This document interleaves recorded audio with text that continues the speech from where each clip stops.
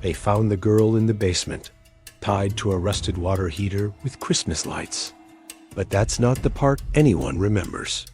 They remember how calm the woman was when they arrested her. It started with a whisper, literally. A 911 call logged at 2:37 a.m. on a Thursday morning in Omaha, Nebraska. The voice on the line was hushed, panicked, breathless. "There's a child," she said, "in the basement across the street. I heard her crying. I think she's been there a while."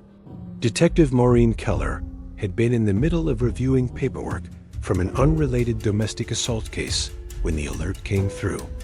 She wasn't even on the schedule, but she'd taken to working nights ever since her daughter left for college in Michigan, and the house became unbearably quiet.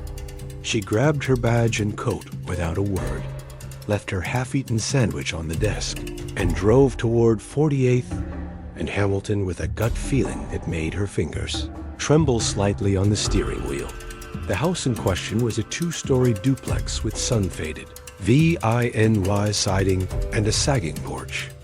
The curtains had been drawn shut with duct tape. The backyard chain-link gate had no latch. No lights were on, and it looked like a place people passed without ever truly seeing. Officers surrounded the home, guns drawn, flashlights scanning. The neighbor, the caller, stood behind a parked minivan in a bathrobe, her face pale, her breath fogging in the cold. "She's in there," she insisted. "I've been hearing her cry every night. I should have called sooner. I didn't know if I was imagining it." The entry was quiet. No barking dogs, no yelling, no one rushing down the stairs to ask what the hell was going on. The front room was tidy, surprisingly so, family photos on the walls, a small candle flickering in a makeshift memorial on a side table. The scent of sandalwood hung in the air, but the basement door was locked from the outside. When they broke it open and stepped down into the dank, musty basement, every officer froze. Huddled in the corner was a little girl, wrapped in a thin Disney princess blanket, shivering, her skin pale and lips nearly blue. She was tied to the base of a water heater with multicolored Christmas lights.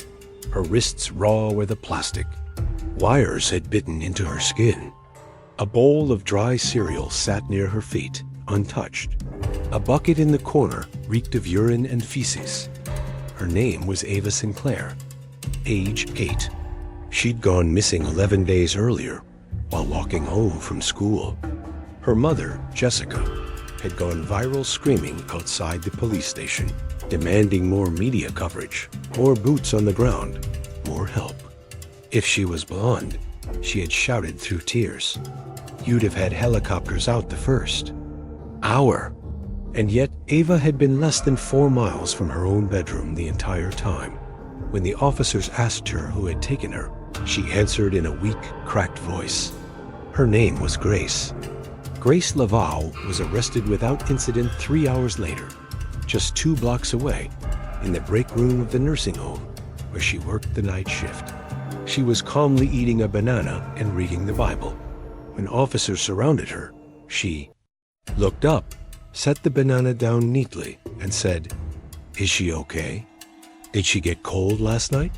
No resistance, no explanation, just those words.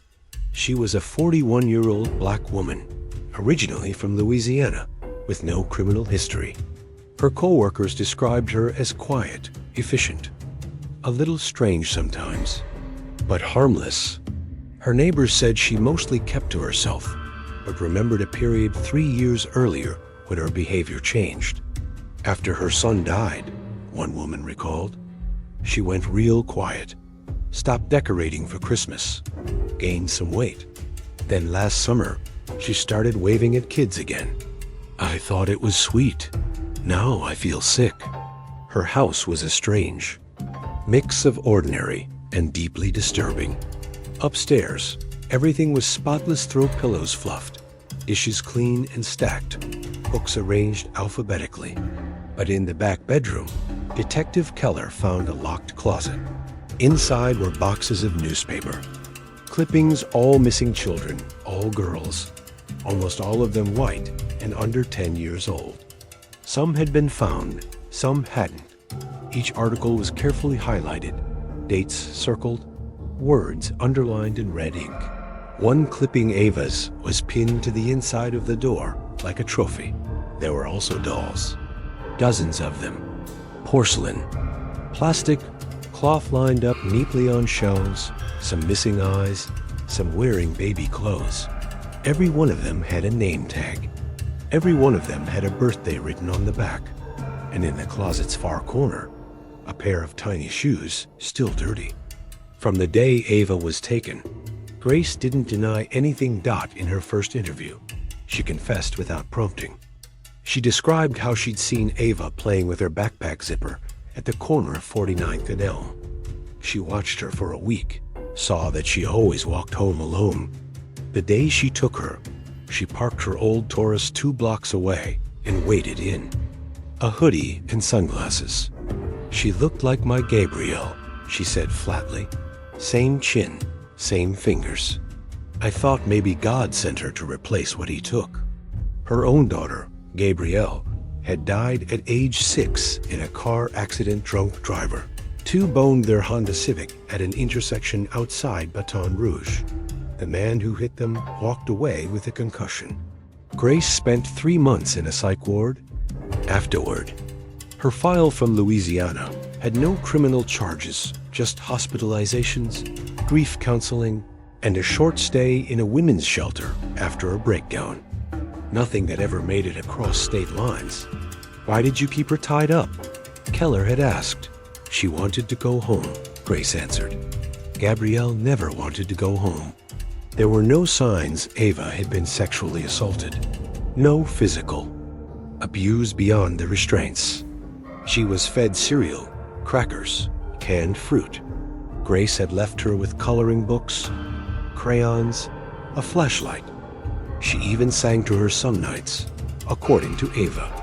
She'd sit at the top of the stairs and hum that creepy song from Annie, the girl later told a social worker. "It made me feel like I was going to die in that room." The trial lasted only 4 days. Grace pled guilty to kidnapping, unlawful confinement, child endangerment, and was sentenced to 45 years without parole. The judge called her a calculated predator, masking as a grieving mother. Protesters outside the courthouse held up signs that read, "Mother or monster," and "We see you now." But the story didn't end there. The internet turned it into something else entirely. Some people sympathized with Grace. They said she was mentally ill, broken, traumatized. A Facebook group titled Mothers for Grace gained over 70,000 members in 6 weeks. Others demanded she be tried for attempted murder. Memes flooded Twitter. "When therapy isn't enough," read one, superimposed over her mugshot. Another simply said, "This ain't how you adopt, Grace." Detective Keller was assigned to close out the case and perform the final psychological debrief. She met with Grace one last time in the county jail before transfer. Grace was sitting on the floor of her cell, braiding her own hair, rocking slightly. "They all keep saying I'm evil," she said softly. "But I just wanted someone to love me again." Keller didn't speak. She just watched this woman who had, for 11 days, convinced herself that another child could fill a void carved by tragedy. Grace looked up with vacant eyes. "Do you think she'll remember me?" "No," Keller said, "but she'll never forget what you did." AvaSinclair eventually recovered, but her story wasn't one of quick healing. She refused to sleep in her own room for almost a year.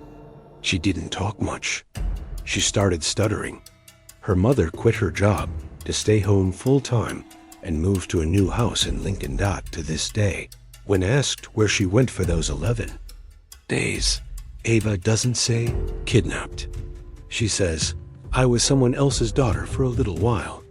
And then she adds in a whisper, "But I wasn't hers."